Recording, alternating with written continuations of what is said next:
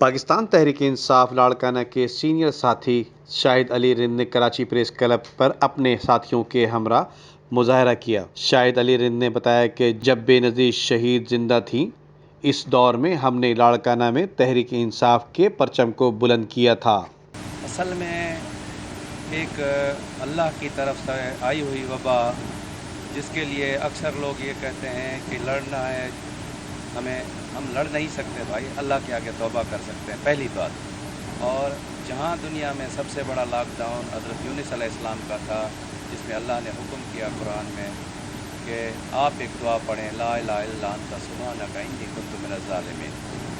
جو آج ہم نے یہ احتجاج کیا ہے، ہم نے صرف وکلا برادری کے لیے نہیں بلکہ پورے پاکستان کے لیے احتجاج کیا ہے، سندھ کے لیے احتجاج کیا ہے، اپنے بڑے شہروں کراچی، سکھر، لاڑکانہ، ان سب کے لیے احتجاج کیا ہے۔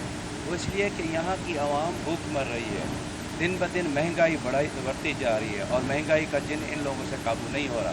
حکومت نامی ہمیں کوئی چیز نظر نہیں آ رہی، عدل ہمیں کہیں نظر نہیں آ رہا، پولیس اسٹیٹ نظر آ رہی ہے، اور پولیس والوں کا ظلم، زیادہ تر بیچارے جو موٹر سائیکل سوار ہیں ان کے اوپر کتنا ظلم کر رہے ہیں وہ ہم دیکھ رہے ہیں۔ اور وہ وکلا جو بیچارے نوجوان ہیں، جن کی تنخواہیں ہیں 15,000 500 دیہڑی پہ، کسی کے بعد جونیئر شپ پہ کام کر رہے ہیں، ان کے لیے یہ ہمارے چیف جسٹس صاحب پاکستان اور چیف جسٹس صاحب سندھ کو یہ سوچنا ہوگا اور ان عدالتوں کو کھولنا ہوگا۔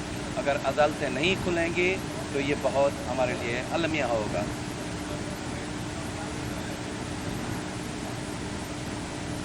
تو ہمارے پاس کوئی اسلحہ نہیں ہے، ہمارے پاس کوئی بندوق نہیں ہے، ہمارے پاس کوئی توپیں نہیں ہیں، ہمارے پاس صرف ایک احتجاج کا حق جو ہے وہ ہم کرتے ہیں، کیونکہ ہمارے پاس قلم ہے۔